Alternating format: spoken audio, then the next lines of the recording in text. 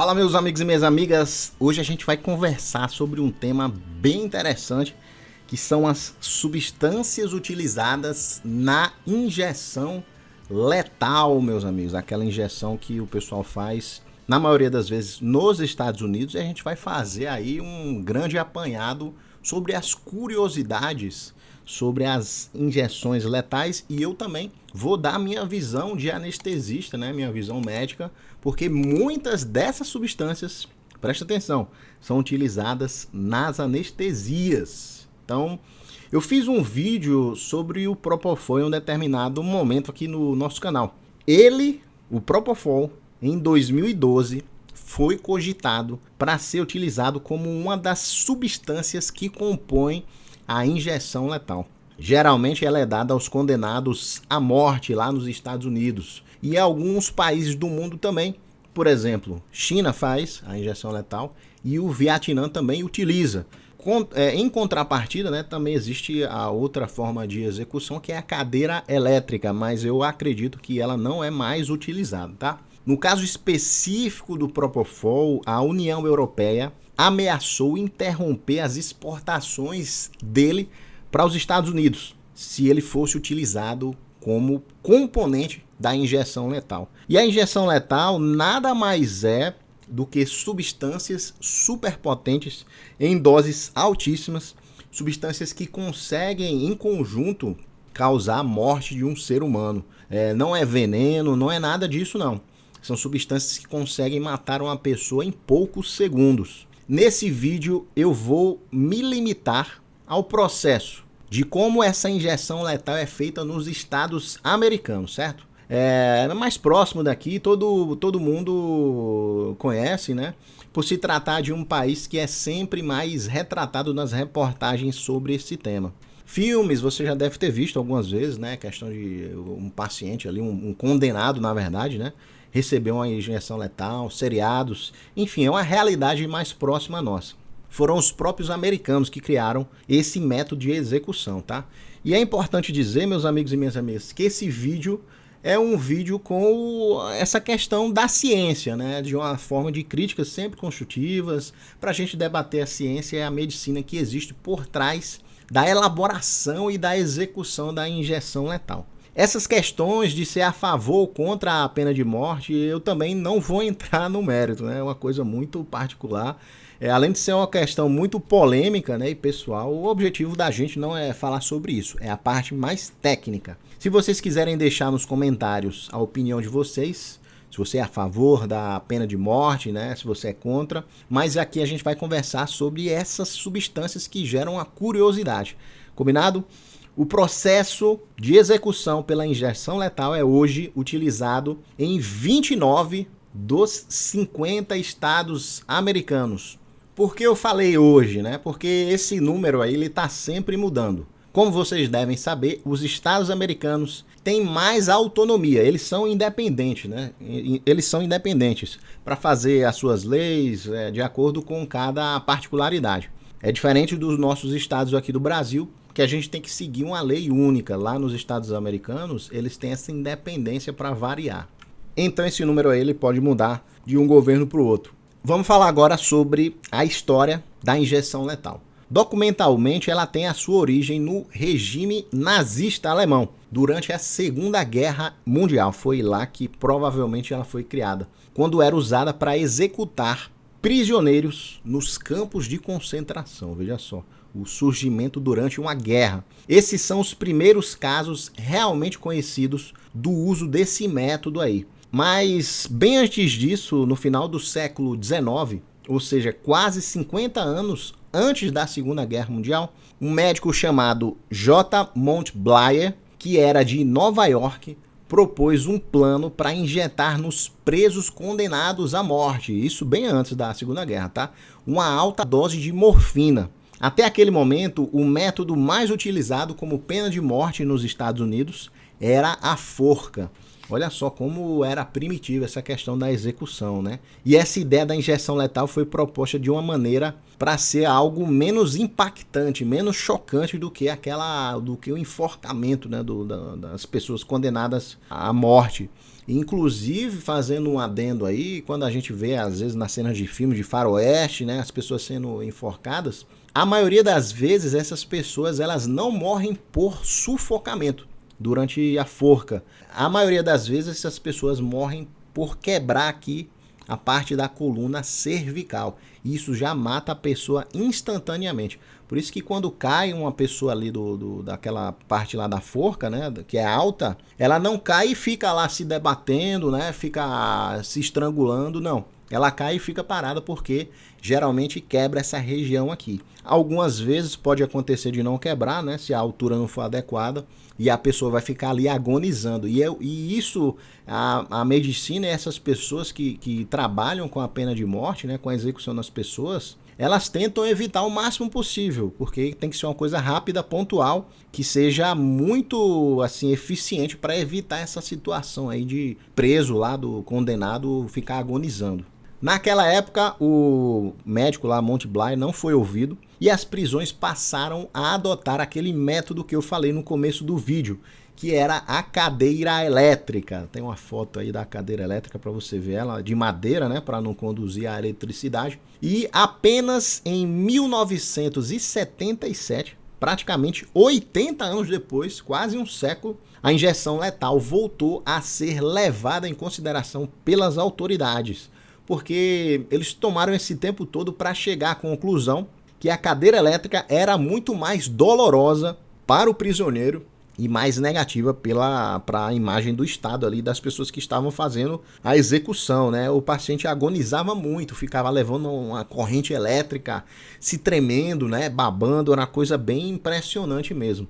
Produzia aí cenas bizarras de sofrimento extremo, eram sessões que eram acompanhadas por convidados também. E a cadeira elétrica nunca foi um método unânime, nem mesmo entre os defensores da pena de morte. Só falando sobre a ideia do nosso colega médico lá, né, o Monty Bly, sobre a morfina, tem que ser uma dose muito alta de morfina também, para fazer com que uma pessoa morra, certo? Provavelmente vai ser uma morte aí por apneia, vai ser uma morte por hipóxia, mas tem que ser uma dose absurda, acho que uns 200, 300 miligramas de morfina de uma vez para conseguir fazer isso, tá? Como eu falei, geralmente as substâncias na injeção letal, elas têm que ser em uma dose altíssima, uma dose assim super tóxica. O médico veio depois, um novo médico, né, que nos anos de 1970 propôs essa implementação da injeção letal novamente para substituir a cadeira elétrica, e esse médico se chamava Dr. J. Chapman, que era médico legista do estado de Oklahoma. A injeção foi aprovada por outro médico que era anestesista, colega de especialidade, era o médico chamado Stanley Deutsch, que era o presidente do departamento de anestesiologia da Faculdade de Medicina de Oklahoma. Foi lá que começou toda essa movimentação aí para injeção letal. Mais tarde, naquele ano de 77, o estado de Oklahoma passou a implementar a injeção letal como forma de lei. Depois disso, mais de 33 estados seguiram o exemplo e também adotaram a injeção letal como forma de execução. E no Texas, em outro estado americano, onde ocorreu o primeiro uso oficial da injeção letal num condenado à morte, foi exatamente no estado do Texas. Esse condenado aí se chamava Charles Brooks e foi executado em 7 de dezembro de 1982. A gente tende a pensar, quando ouve o termo injeção letal, que a pessoa é executada com apenas uma injeção, né? Porque a palavra é no singular. Mas digamos que isso seja uma meia-verdade, porque varia de acordo com o protocolo e as medicações utilizadas em cada estado lá dos Estados Unidos. Alguns realmente utilizam uma injeção apenas, de uma vez só, e outros eles usam 3 injeções em sequência, né? 3 infusões ali dentro da veia do paciente, uma atrás da outra, e a gente vai falar Que substâncias são essas, né, Tiagão? Como me fala aí que você está enrolando demais, já fez uma revisão histórica. Eu tenho que fazer um esclarecimento prévio, tá? Todos os estados têm enfrentado bastante resistência em relação aos fabricantes dos medicamentos que compõem a injeção letal, porque estão sendo utilizados para matar pessoas. São criminosos, né, que foram condenados de acordo com a lei, mas isso gera uma certa celeuma ali política. Então eu vou falar das substâncias mais utilizadas desde o início da injeção letal, porque isso vai mudando de acordo com a disponibilidade dessa droga, dessas medicações no mercado. Olha só, 2018, um exemplo, né, no estado de Nebraska, lá dos Estados Unidos, foi usado para a execução de um condenado à injeção letal que compunha diazepam, fentanil, cisatracúrio e cloreto de potássio. Olha só, 4 substâncias. Isso aconteceu sobre fortes objeções da empresa farmacêutica, da Fresenius Kabi. E uma coisa importante aqui no vídeo, pessoal, é que eu não tenho conflito de interesse com laboratório, com substâncias, nada. Eu não tenho patrocínio de nada dessas indústrias farmacêuticas aí, tá? Então, olha só qual é a lógica por trás dessas substâncias aí. E eu diria que existem opções melhores, certo? Por exemplo, eles usaram diazepam, que é um benzodiazepínico. Ele causa, na maioria das vezes, a hipnose, a perda da consciência. Eles usaram fentanil, que é uma substância que é analgésica, né? Eminentemente analgésica, tira a dor da pessoa e também causa uma depressão ventilatória, depressão do sistema respiratório central. Cisatracúrio é um bloqueador neuromuscular, ou seja, a pessoa vai ficar ali sem mexer, vai ficar com os músculos todos paralisados. E o cloreto de potássio é uma substância que, quando é dada em excesso, vai causar arritmias cardíacas. Então há uma mistura aí de bloqueador neuromuscular para a pessoa não se mexer. Ela também vai morrer por hipóxia, né? Porque ela não está conseguindo respirar mais. Existe o diazepam, que é um benzodiazepínico, para a pessoa não perceber que aquilo está acontecendo, já que ela está sem se mexer. O fentanil, para que o corpo não sinta dor. E o cloreto de potássio, para causar ali um dano no coração, né? Um dano miocárdico, uma arritmia, na verdade, cardíaca, para a pessoa morrer ali por parada cardíaca. E como a gente viu esse protocolo ali lá em Nebraska, né, em 2018, ele é composto de 4 substâncias. Então são 4 medicações que eles faziam lá em sequência. Existe também o protocolo de injeção única, apenas uma substância de uma vez, né, em bolos. É uma dose muito potente de um barbitúrico, que é o tiopental. É um barbitúrico, é um hipnótico que não é tão usado hoje em dia, né? Cada vez mais ele é menos usado, ele é mais antigo. E eles faziam uma dose gigantesca, uma dose maior que 5 gramas aí, dessa substância no condenado, que geralmente morre em poucos segundos por overdose mesmo. Para você ter mais noção, né? E a gente vai colocar aí uma ampola do tiopental.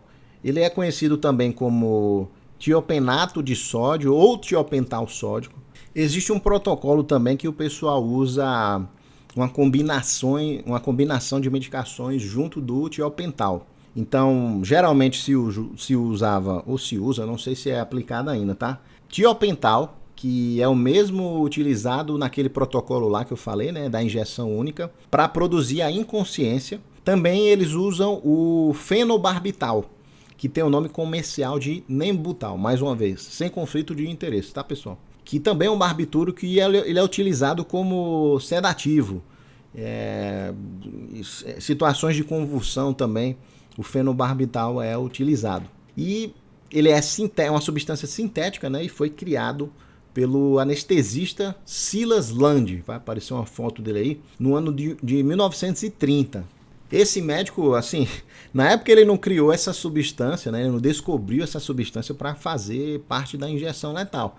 Ele criou para tratar convulsões, ele criou para tratar estados epilépticos, né? E também ele criou a primeira sala de recuperação pós-anestésica. Depois que o paciente faz anestesia, ele vai para uma salinha que ele fica sendo monitorizado, e criou o primeiro banco de sangue dos Estados Unidos. Então, pessoal, vocês têm que entender que essas substâncias todas usadas, elas não foram criadas a princípio para matar uma pessoa, para compor a injeção letal. São substâncias que são criadas para serem utilizadas em cirurgias, em pessoas que sofrem de convulsão, em sedações, e aí eles percebem que, como são substâncias muito perigosas, se utilizadas em doses muito altas, eles fazem a transposição desse colateral para fazer a execução desses condenados. Então a gente viu que dá para usar mais de uma substância ou dá para usar uma dose gigantesca de uma única substância, como o tiopental, que a gente falou, né? Uma substância mais antiga, mas que tem esse poder de causar uma hipnose, causar uma perda da consciência extrema, e também em doses altíssimas ele causa depressão respiratória e o paciente vai falecer ali por apneia, tá? Por hipóxia.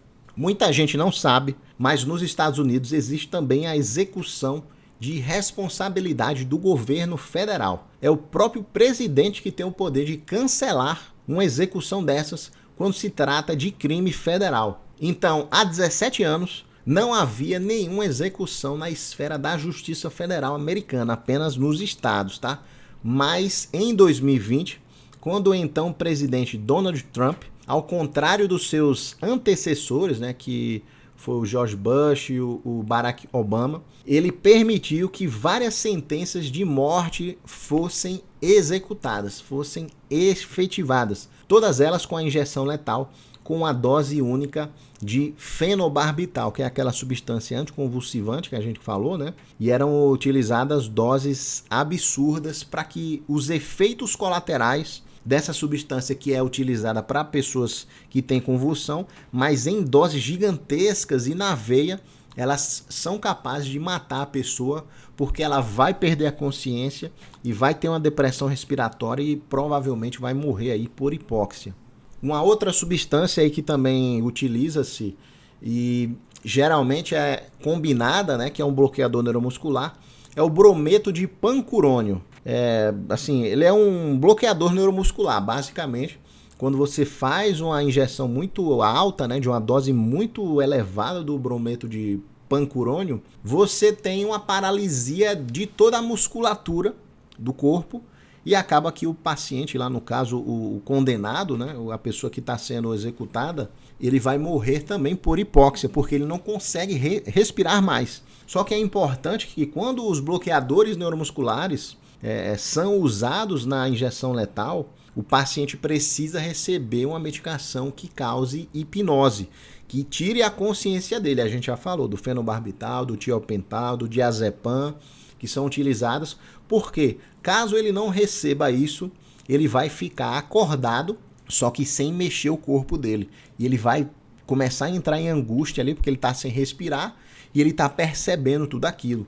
Então seria aí praticamente uma tortura, né? E como eu falei, apesar de ser um condenado, apesar de ser um criminoso que fez mal a outras pessoas, né, pode ter até matado outras pessoas, quando o Estado faz a execução, ele não quer que aquela pessoa sofra. Tem que ser algo rápido, tem que ser algo que tire a consciência e que a pessoa morra rápido. E como eu falei, vai aparecer uma ampola aí do cloreto de potássio, né? Na verdade é um frasco ampola. Basicamente também ele compõe vários protocolos de injeção letal e a função principal dele é causar uma parada cardíaca por arritmias. Então, às vezes até o condenado ele pode nem chegar a morrer pela hipóxia. Ele vai morrer porque o coração vai parar de bater, vai ter uma fibrilação ventricular, vai ter um ataque cardíaco ventricular e ele morre por parada cardíaca antes mesmo de ter uma hipóxia, uma hipoxemia, né, causada pela apneia dos bloqueadores e dos hipnóticos em doses altas, tá? Uma outra substância também que o pessoal utiliza nos protocolos, né, é o midazolam. Só que no Alabama, na execução de um condenado chamado Ronald Smith, em dezembro de 2016, eles utilizaram o midazolam. E o resultado foi que o prisioneiro agonizou por quase 15 minutos. Ele estava sem fôlego, dava para perceber que ele sofreu muito antes de morrer. O uso do midazolam no Arkansas, em 4 execuções, em abril de 2017, levantou preocupações. E na execução de Kenneth Williams, as testemunhas relataram tosse, convulsões e espasmos do prisioneiro executado. E aí em 2017, em janeiro, a Flórida abandonou o uso de midazolam como primeiro medicamento em seu protocolo de 3 medicamentos e substituiu ele por etomidato. Olha só, são substâncias basicamente que a gente usa na anestesia todos os dias, mas são doses que a gente na anestesia utiliza, doses seguras, doses pequenas, doses para fazer apenas a sedação da pessoa. Só que se você fizer doses maiores, você tem colaterais absurdos e se você não fizer nada, aquela pessoa vai morrer. E foi esse raciocínio aí que essas pessoas que cuidam dos protocolos, né, utilizando da ciência, pegaram substâncias que eram utilizadas para anestesias e acabaram utilizando para fazer a execução dessas pessoas. Sobre o que aconteceu nessas execuções aí com o midazolam, de você ver o paciente agonizando, de você ver tosse, né? Eu acredito que houve aí algum engano, certo? E agora eu tô dando a minha opinião que eu não tava nem lá, né? Mas assim, se você parar para analisar, são várias medicações que são usadas ao mesmo tempo, a não ser que eles usassem uma medicação, o midazolam, como medicação única. Aí eu já não concordo tanto. O midazolam, ele possui um efeito hipnótico de perder a consciência e em doses altas ele pode causar também depressão respiratória. Mas aí eu acho que vai dar problema sim, porque o paciente ele pode não ter uma depressão respiratória tão forte assim, já que não é a característica principal da medicação. Para fazer uma combinação para evitar isso, teria que ter o cloreto de potássio, teria que ter um bloqueador neuromuscular. Ou um rocurônio, né, que age rápido, ou uma succinilcolina em doses altas também. Então, eu não sei quem elabora isso, né? Geralmente nós médicos não queremos nos envolver com essas questões aí, mas é algo que é passível de discussão, tá? Essa questão do midazolam aí. Outros 2 estados também utilizaram o midazolam em um protocolo de 2 drogas, ó. Eles usaram o midazolam e a hidromorfona. Foram os estados de Ohio e do Arizona.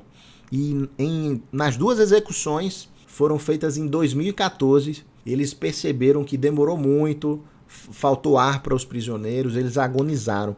Então eu acho que tem a ver sim com o que eu falei, né? Se você usar apenas o midazolam e a hidromorfona, que é parecido com a morfina, você não vai causar aquela morte imediata, porque o coração vai continuar batendo e às vezes pode ser que o paciente nem pare de respirar completamente. E aí vai ter uma angústia, vai ter uma agonia, você vai ver o paciente às vezes se mexendo, né? Então isso não é legal. Usar o midazolam sozinho ou com outras substâncias que não seja o cloreto de potássio, que não seja um bloqueador neuromuscular, vai ter problema sim.